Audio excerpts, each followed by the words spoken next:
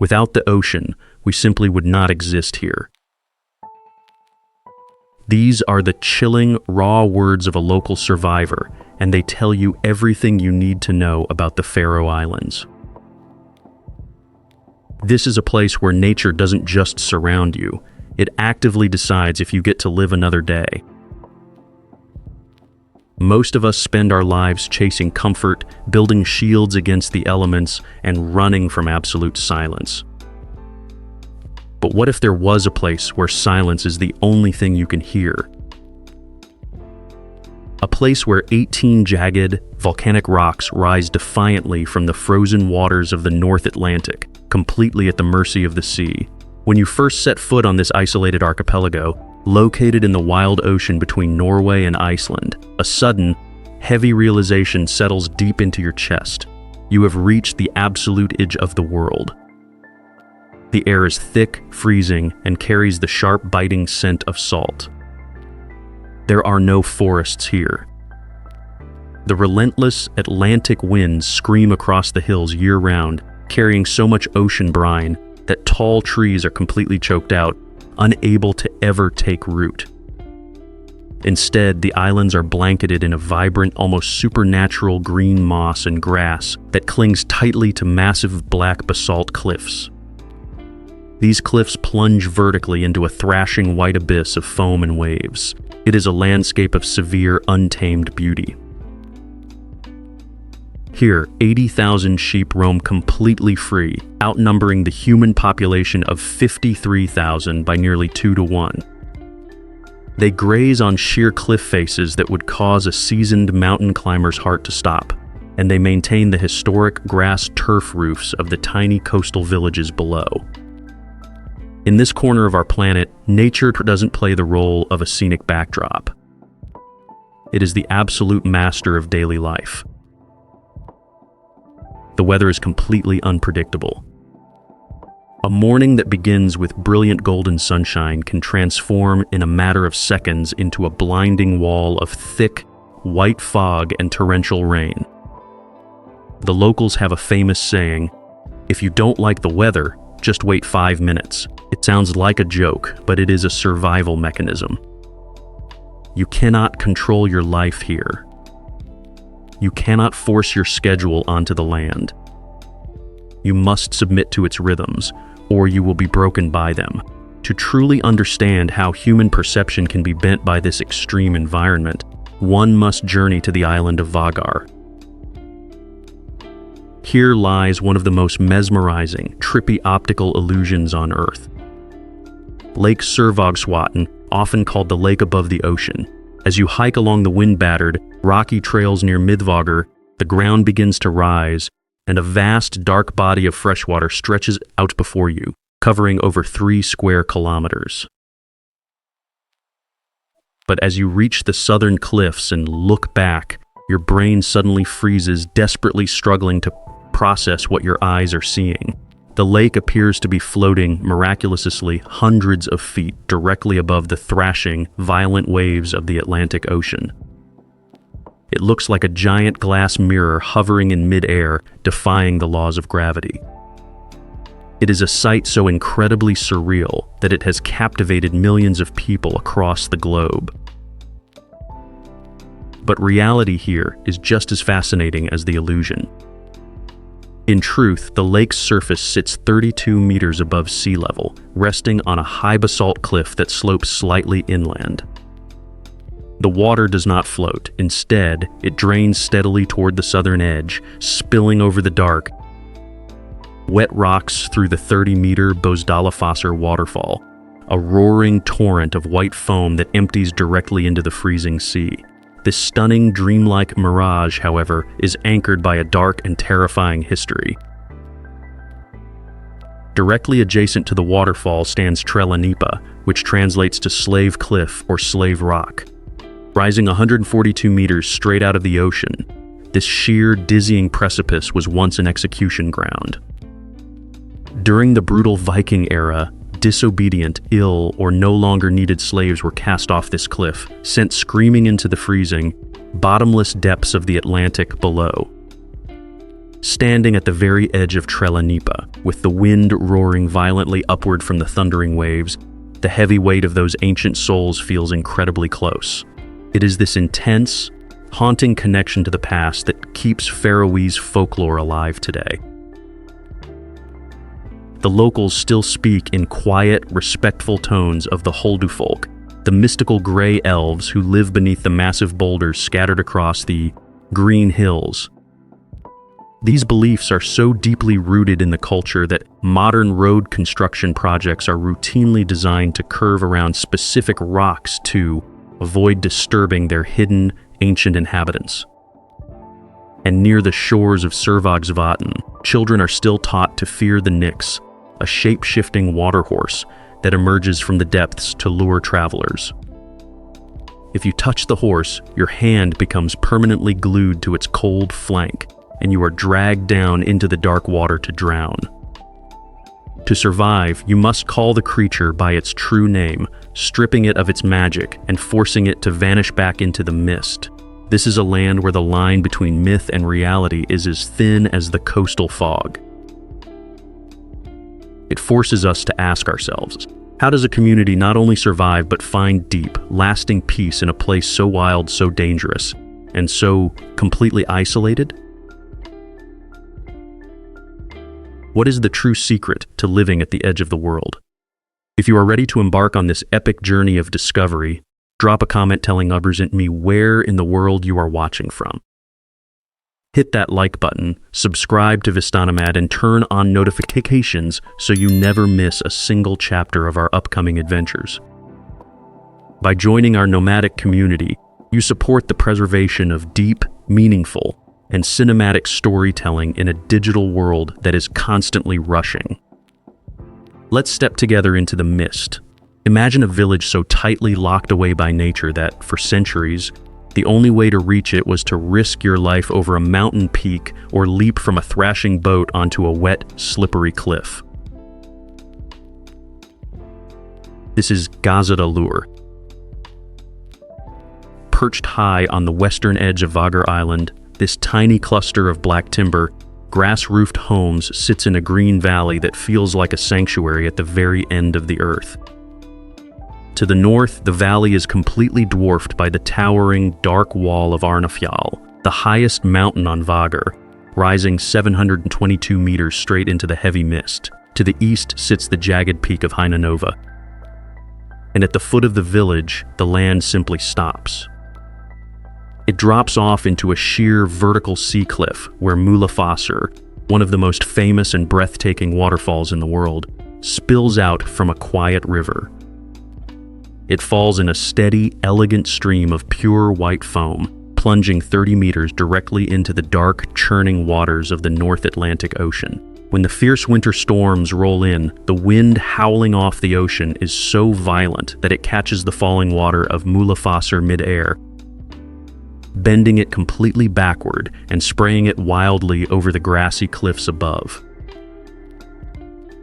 It is a spectacle of raw, untamed power. But for generations, this beautiful, dramatic masterpiece of nature was a golden cage.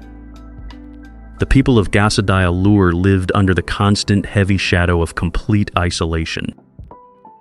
The village lacked a safe boat landing because the shore below is rocky, shallow, and completely exposed to the merciless ocean swells. If a fisherman wanted to go out to sea, he had to keep his boat in the neighboring village of Bur, several miles away. In 1940, during the British occupation of the islands, soldiers finally built a steep, dizzying concrete stairway up the cliff face from the shore to help the villagers land small supplies. But even with the stairs, the climb was exhausting and perilous, especially in freezing rain or heavy snow. For the 16 souls who called Gásadalur home in the early years of the 21st century, daily life was defined by a quiet, agonizing struggle against the landscape. To buy food, see a doctor, or connect with the outside world, the villagers had to face Gásadal's Brekken, a steep, treacherous mountain pass climbing over 400 meters. The main link to the rest of civilization was a single rocky trail known as the Postman's Path. 3 times a week, The local postman had to strap a heavy leather bag filled with letters, newspapers, and vital medicines to his back and hike this grueling 5-kilometer trail completely alone. Imagine taking that journey. The trail winds in sharp, agonizing zigzags up the face of the mountain, right along the edge of the vertical cliffs. The ground is often slick with wet grass, loose stones, and patches of black ice. As the postman climbed higher, the wind would scream past his ears, threatening to blow him off the edge into the abyss. Thick, blinding fog could roll in within seconds, obscuring the trail and leaving him completely disoriented in a white wall of silence. Yet week after week, year after year, he made the hike. He was the heartbeat of the village, the sole thread keeping Gásadalur connected to the living world. But the true emotional weight of this path was felt during the village's darkest moments. Gásadalur did not have its own church, and until 1873 it had no cemetery. When a beloved family member passed away in the village, there was no peaceful, quiet burial close to home. Instead, the grieving villagers had to place the heavy wooden coffin on their shoulders and carry their dead over the steep, slippery mountain trail to the cemetery in Burr. Let that image settle in your mind. A small group of mourning neighbors, shivering in the freezing wind, slowly climbing a vertical mountain path while carrying the weight of a casket. One slip of a foot on a wet rock, one sudden gust of wind, could send the bearers and the coffin tumbling into the sea. The journey took hours of grueling, silent physical effort. Halfway up the steep mountain slope, at the highest point of the climb, sits a massive flat stone marked with a simple bronze plaque. This is Líksteinurinn, the corpse stone. It was the only spot on the entire trail where the exhausted coffin bearers were permitted to rest the heavy wooden casket on the ground to catch their breath and wipe the sweat from their faces before continuing their journey down to the gravesite. Not far from the corpse stone, the trail passes a quiet, bubbling mountain stream known as the Vigda Spring. Local chronicles tell a deeply moving story of a desperate young couple from Gásadalur who were carrying their critically ill baby over the mountain to seek medical help in Burr. As they climbed higher, the infant's breathing grew shallow and its tiny body turned cold. Realizing the child would not survive the journey and fearing for its eternal salvation, according to their deeply held faith, a traveling priest who was hiking with them knelt by the stream. He quickly blessed the rushing mountain water and baptized the baby right there on the wind-battered trail, just moments before the harsh elements claimed its fragile life. Standing by that spring today, listening to the water trickle over the cold stones, you can almost hear the soft, heartbroken cries of those parents echoing in the wind. Everything changed in 2004. The Faroese government, refusing to let Gásadalur fade into a ghost town, undertook a monumental feat of engineering. Workers blasted a 1.4-kilometer, single-lane rock tunnel directly through the heart of the mountain, connecting Gásadalur to the national road network for the very first time. Today, you can drive to the village in a warm car in just a few minutes. The isolation has been broken, and Gásadalur has become one of the most photographed, beloved destinations in the North Atlantic. But this modern connection is bittersweet. While the tunnel saved Gásadalur from total abandonment, the village's permanent population has still dwindled to just a handful of residents, with many of the historic timber homes now standing silent and empty, used only as summer escapes.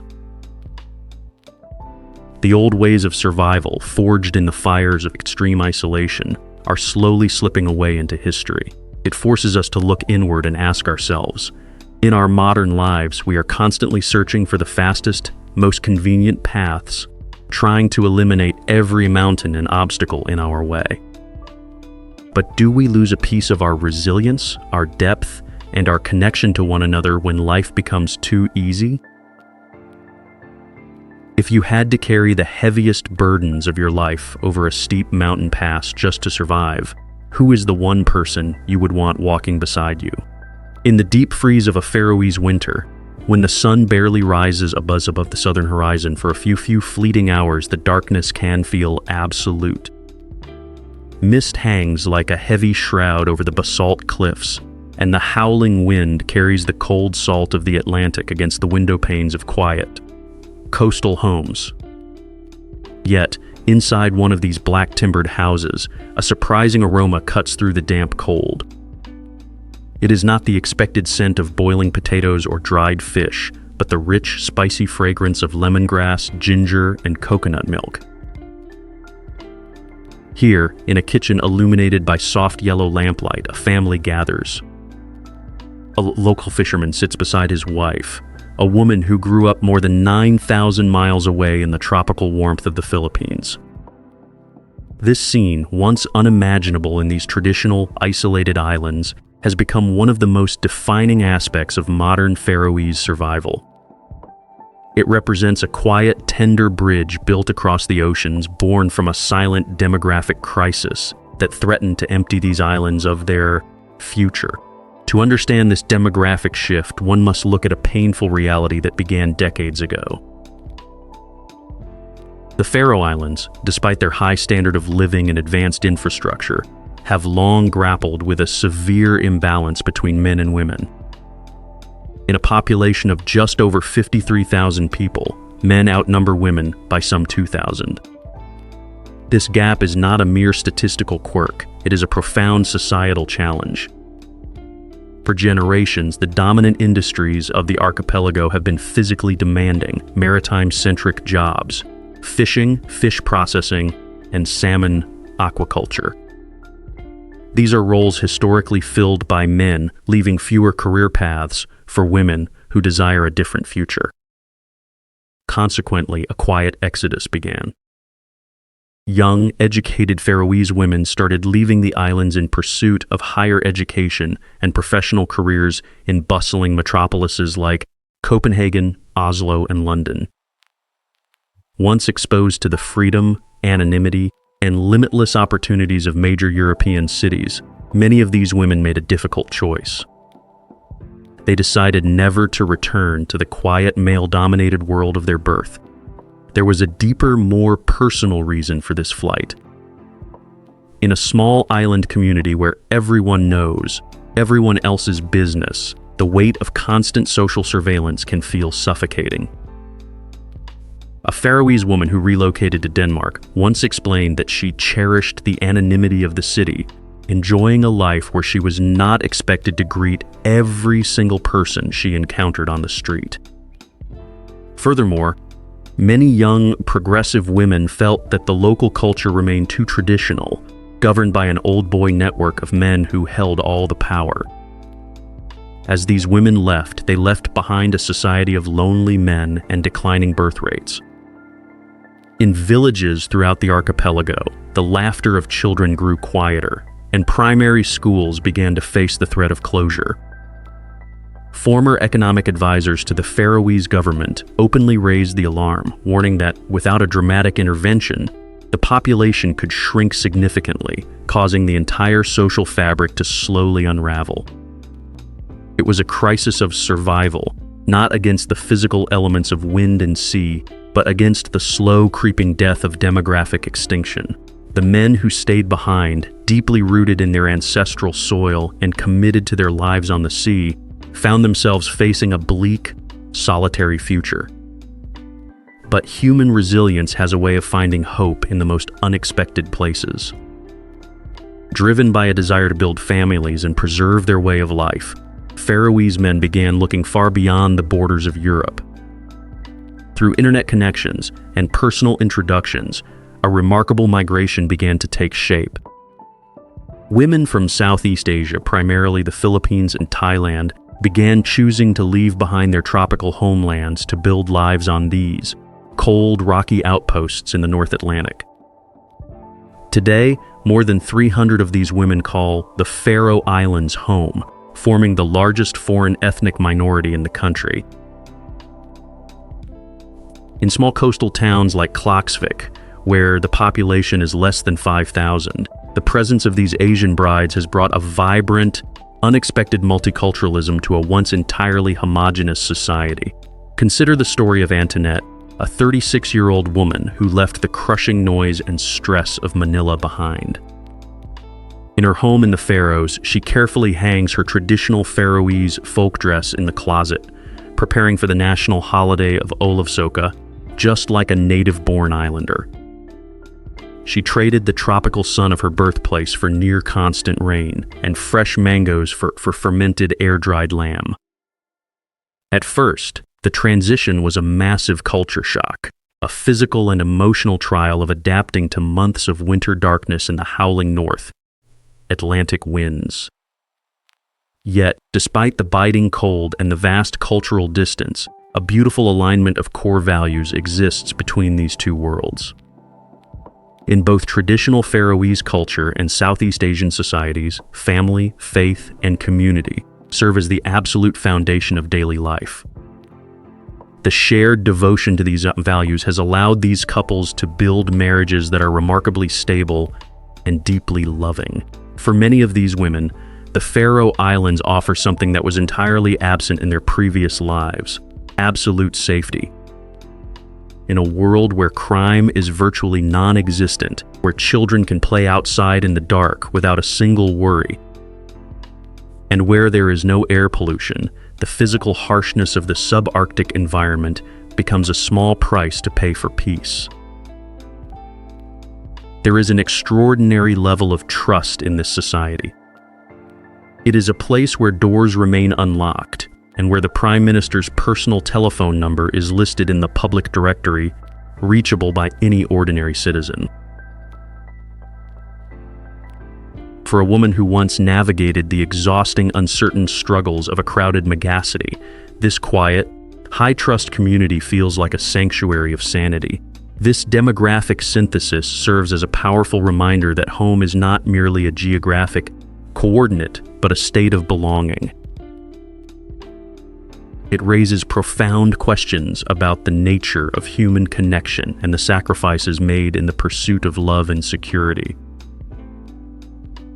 How does one choose between the familiarity of a homeland and the promise of a peaceful, stable future?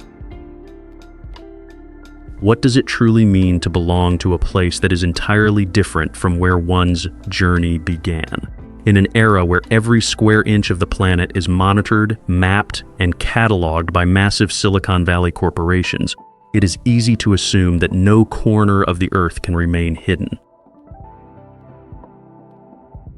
Modern society exists in a world where global tech giants decide which cultures are visible and which ones are forgotten. But what happens when a tiny, isolated nation of 53,000 people is simply left off the map? In the early years of the digital age, a quiet frustration began to grow across the volcanic rocks of the Faroe Islands.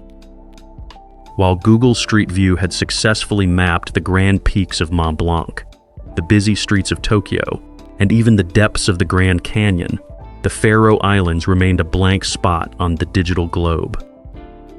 To the algorithms of the outside world, this ancient archipelago did not seem to exist. But instead of waiting for a multi-billion-dollar tech giant to notice them, the Faroese chose a path of absolute self-reliance. They decided to map their own homeland using the most abundant and resilient resource at their disposal: 80,000 sheep. The campaign, born in 2016, was named Sheepview 360. Led by a local resident named Dorita Dahl Andrassen, the project was a masterful blend of low-tech ingenuity and high-tech ambition. Because sheep roam completely free across every mountain, cliffside, and valley of the 18 islands, they were the perfect natural vehicles to navigate the rugged, roadless terrain. Local shepherds and designers collaborated to engineer a lightweight, custom harness designed to sit comfortably on a sheep's woolly back without causing any distress. To this harness, they attached a Ricoh Theta 360-degree camera powered by a small solar panel and synced directly to a mobile phone. As the sheep grazed peacefully along the sheer edges of volcanic cliffs, the camera was programmed to capture a panoramic image once every 60 seconds. These coordinates and photos were automatically uploaded directly to Google's open source mapping database. It was a brilliant display of grassroots defiance. The images captured were unlike anything ever recorded by a traditional street view car. They offered a raw, majestic, and sometimes comical perspective of the islands, gliding past rocky streams, navigating misty mountain paths, and occasionally capturing the inquisitive face of another sheep blocking the lens. The narrative of this small, forgotten community taking matters into its own hands quickly captured the imagination of the global media. It became a classic David versus Goliath story. Within weeks, the Sheepview campaign generated over 2 billion media impressions and an estimated $50 million in earned media value. The pressure on Google grew immense, covered by major international broadcasters from London to New York. Finally, in September of 2016, the tech giant responded. Google representatives arrived on the islands, carrying official Street View Trekker backpacks and vehicle-mounted cameras. They trained the local population, lending out 360-degree cameras to residents, tourists, and even kayakers to help complete the mapping of this pristine wilderness. Through sheer creativity and local cooperation, the Faroese had literally put themselves on the map, but the battle for cultural sovereignty was far from over. Shortly after securing their place on the digital map, the Faroese faced an even deeper threat to their identity: the exclusion of their language from Google Translate.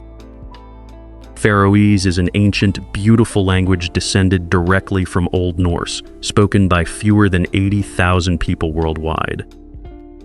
It is a language forged by the sea and the mist, possessing a rich poetic complexity that reflects the harsh realities of subarctic survival. For example, the Faroese language contains nearly 40 distinct words specifically used to describe different types of fog, from the light, clinging mist on the mountains to the thick, blinding sea fog that can swallow an entire fjord in seconds. Yet, because of the small number of speakers, Google refused to integrate Faroese into its translation platform. For a foreign traveler visiting the islands, or a local business trying to share their heritage, the lack of translation tools created a silent barrier, slowly pushing the ancient tongue toward digital obsolescence. Once again, the Faroese refused to accept the role of passive victims. In 2017, they launched a counter-campaign called Faroe Islands Translate. They built a custom, open-access website where anyone in the world could type a word or phrase they wished to translate into Faroese. Instead of relying on a cold, automated computer algorithm, the requests were instantly routed to a database of local Faroese volunteers.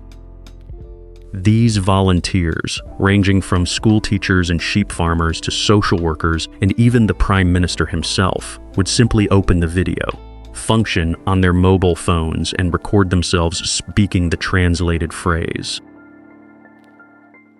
The video was immediately sent back to the user, providing not just the written words, but the living sound, the warmth, and the visual expression of a real human being speaking the language of their ancestors.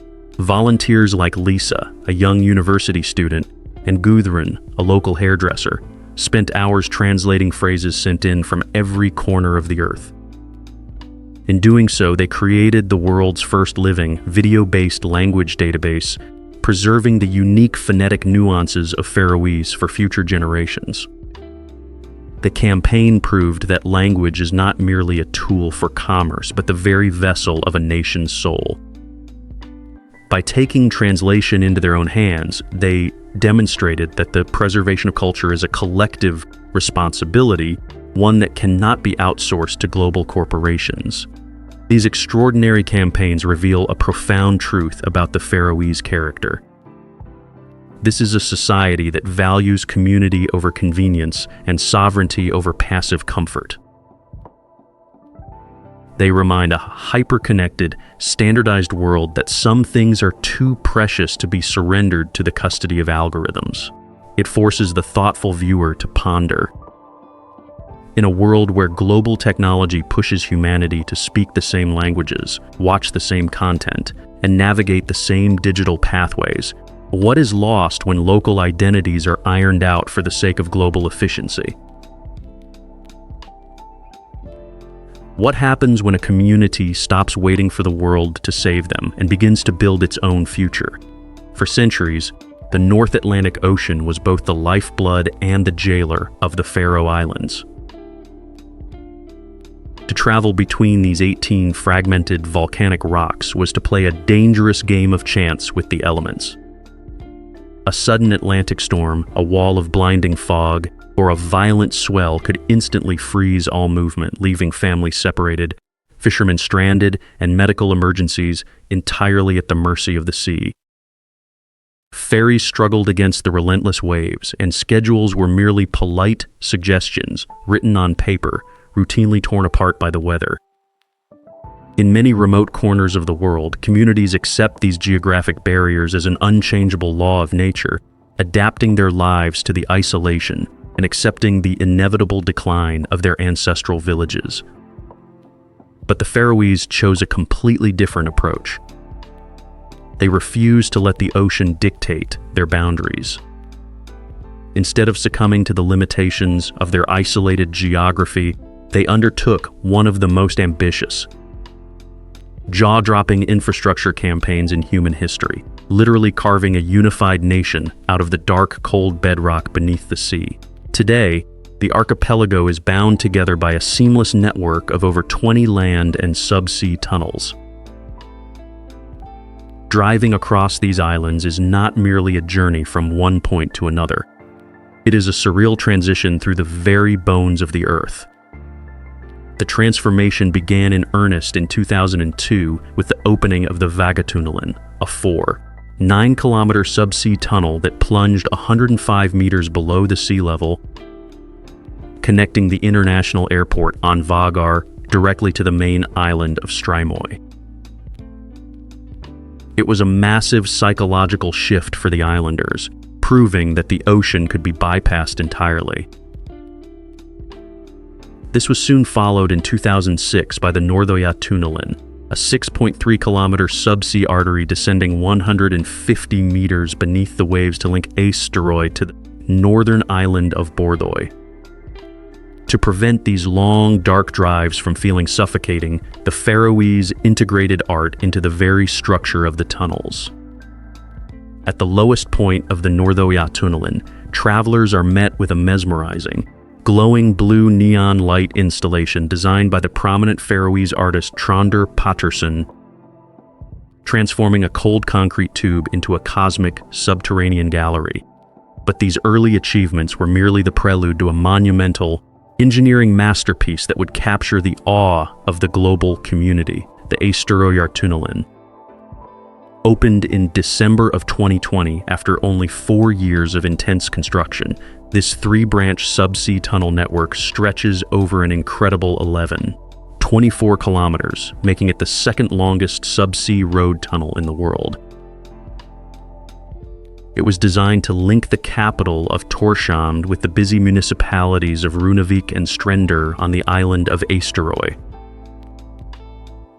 The financial cost was staggering, approximately 1 billion Danish kroner, or nearly 260 million euros, representing the largest single infrastructure investment ever made in the history of the Faroe Islands. To achieve this with a population of only 53,000 people is a testament to an unbelievable scale of civic ambition and engineering. Courage. At the absolute center of this subsea network, 72 meters below the ocean floor, lies a feature so extraordinary that it sounds like science fiction. The world's first underwater roundabout. Here, deep in the dark womb of the Earth, 3 subsea tunnel tubes meet at a massive circular intersection. Instead of a cold, utilitarian concrete junction, motorists are greeted by a breathtaking artistic sanctuary. The central rock pillar, left completely intact during the blasting phase, is illuminated by color-changing lights that cast a deep, oceanic blue glow across the cavern. Wrapped around this central pillar is an 80-meter steel sculpture designed by Patterson, featuring life-sized human figures holding hands in a silent, eternal circle. The figures represent the traditional Faroese chain dance, a cultural ritual of solidarity and shared history. According to the artist, the figures symbolize the journey from darkness into the light, conveying the profound message that by joining hands and working together, even the smallest of communities can achieve monumental, world-changing feats. To enrich this sensory journey, drivers can tune their car radios to FM frequency 97.0 to listen to a custom, atmospheric soundscape composed specifically to mirror the rhythm of this subsea passage. The technical precision required to build this underground marvel is mind-boggling. The tunnel descends to a maximum depth of 189 meters below the water surface, yet the engineers designed the roadway with a maximum slope of just 0.5% to ensure absolute safety for vehicular travel. Beneath the smooth asphalt lies an advanced, highly sophisticated wastewater and rainwater drainage system. Kilometers of pipes and high-capacity 16-bar pumps work silently around the clock, catching gravity-fed water from the tunnel's lowest points and pushing it back up to the surface, keeping the roadway pristine and dry despite the immense pressure of the Atlantic Ocean pressing down from above. The impact of this infrastructure on daily life has been revolutionary. The driving time between Tórshavn and the second most populous region of Runavík was instantly cut from over an hour of navigating winding, treacherous mountain roads to just 16 minutes. The journey between the two largest cities, Tórshavn and Klaksvík, was halved from 70 minutes to just 35. Regions that were once distant, isolated worlds are now tightly integrated, allowing people to live in remote northern villages while easily commuting to the capital for work, university, or healthcare. Yet, despite this hyper-modern connectivity, the Faroese have fiercely preserved the quiet soul of their society. Across the entire country, there are still only about 9 traffic lights, and rush hour remains an entirely foreign concept. The infrastructure exists purely to serve human life, not to accelerate it. They have built just enough connection to ensure that no one has to abandon their ancestral homes due to the hardships of isolation, while preserving the peaceful, slow-paced sanctuary of their daily lives. This extraordinary balance between massive human ambition and deep cultural preservation raises a profound question for our modern world. In a global society that is constantly speeding up, chasing expansion, and demanding that everything become faster and louder, the Faroese have proved that technology can be used to protect, rather than destroy, a quiet way of life. It forces the reflective mind to wonder, how does one balance the natural human desire for comfort and convenience with the preservation of the sacred, quiet struggles that give life its true depth? Has modern society lost something precious by making every path too easy, too fast, and too disconnected from the natural world? To look upon the Faroe Islands in the quiet glow of a summer evening is to witness a landscape of absolute peaceful stillness. The dramatic sea cliffs of Tjørnavik stand like silent giants against the fading sky, while the waves lick gently at the black sand below. But beneath this tranquil, almost sacred beauty lies a deep, unyielding cultural friction, a place where the modern, hyper-regulated world crashes directly against the iron resolve of ancient survival. Nothing in this subarctic archipelago demonstrates this emotional and societal struggle more intensely than the traditional pilot whale drive hunt, known as the Grindadrop. For centuries, this practice has been the absolute bedrock of Faroese identity, a raw communal effort forged in the fires of absolute isolation. Yet, to the outside world, It has become one of the most heavily condemned and controversial spectacles on Earth. It is a story not just about hunting, but about the sovereign right of a tiny community to define its own existence in the face of global pressure. The origins of the Grindadrap are woven into the very DNA of these volcanic rocks, dating back to the 9th century when the first Norse pioneers sailed their longships into these wild, uncharted waters. In a land where the soil was too thin to cultivate grain, where trees could not grow, and where winter meant months of freezing, dark isolation, survival was a brutal daily arithmetic. The ocean was not a scenic backdrop, it was the sole provider of life. When a pod of pilot whales appeared in the fjords, it was not celebrated as a sport, but received with a deep, solemn gratitude as a miraculous gift that would prevent a village from starving. The meat and blubber harvested from a single pod could sustain thousands of souls through the bitterest winters, providing vital protein and fat when the islands were completely cut off from the rest of civilization. This deep-rooted necessity was so central to the survival of the islands that the very first written laws regulating the whale hunt were officially codified in the historic Sheep Letter of 1298, establishing strict communal guidelines that have persisted for over 700 years. Even in the 21st century, the mechanics of the hunt remain deeply communal, relying on a highly organized, non-commercial structure that stands in sharp contrast to global industrial capitalism. When a pod of cetaceans is spotted close to the shore, the historic call of the Grindabod is sounded, instantly mobilizing the surrounding coastal villages. Modern motorboats and jet skis assemble alongside traditional wooden vessels, forming a vast, coordinated semicircle at sea to slowly and gently guide the family groups of whales toward one of the few designated shallow water bays. It is a highly regulated, legal event overseen by local authorities and supervised by the police, where every participant must undergo formal training to be permitted on the beach. While the men wade into the cold water to secure and dispatch the beached animals, the women and children traditionally stand on the grassy shores as supportive onlookers, representing a shared, intergenerational heritage that binds the community together.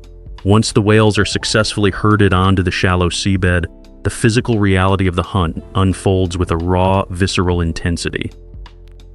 The sea surrounding the beaching location turns a graphic, shocking crimson red, a vivid image that has been broadcast across the globe to the horror of international spectators. To minimize suffering, Faroese regulations mandate the use of the spinal lance, a specialized tool engineered to sever the spinal cord in a matter of seconds, immediately rendering the animal unconscious and stopping its heart. Yet, because the hunt occurs under the open sky, completely exposed to the elements in public view, it strips away the comfortable, sanitized distance that modern society usually maintains between the consumption of meat and the death of an animal. Unlike the hidden industrial assembly lines of mainland slaughterhouses, the Grindadrap forces the community to look directly into the eyes of the creature that sustains them, accepting the heavy, solemn cost of their survival. It is this uncompromising visibility that has made the Faroe Islands the target of intense international condemnation. For decades, global marine conservation groups, led most prominently by Sea Shepherd since 1983, have launched high-profile campaigns to bring an end to the Grindadrap.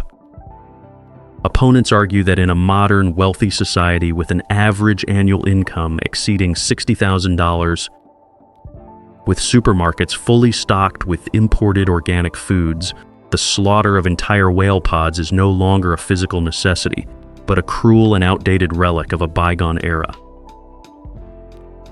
They point to the ecological impact on pilot whale families and warn of the high levels of heavy metals and toxins concentrated in the whale meat, which present severe health risks to young children and pregnant women. The clash of values is absolute, a global, ecological movement advocating for the universal rights of intelligent marine mammals versus a tiny, resilient island nation defending its cultural sovereignty and ancestral traditions from foreign interference. This historical tension reached a dramatic and unprecedented climax on May 29, 2026. Following a series of highly scrutinized hunts that drew intense international fury, the Faroese parliament took a defiant, unanimous stand.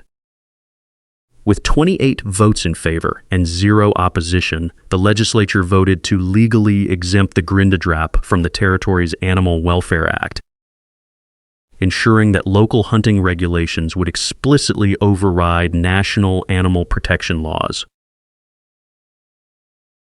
To international observers, this legislative shift was viewed as a shocking, indefensible regression, a move designed to shield whalers from accountability and prosecution for welfare violations.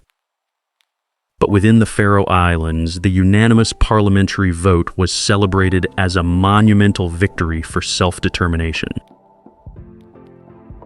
It was a clear, unyielding declaration that the laws governing Faroese life would be written by the people who live on these rocks, not by distant foreign critics who have never had to survive the isolation of the North Atlantic.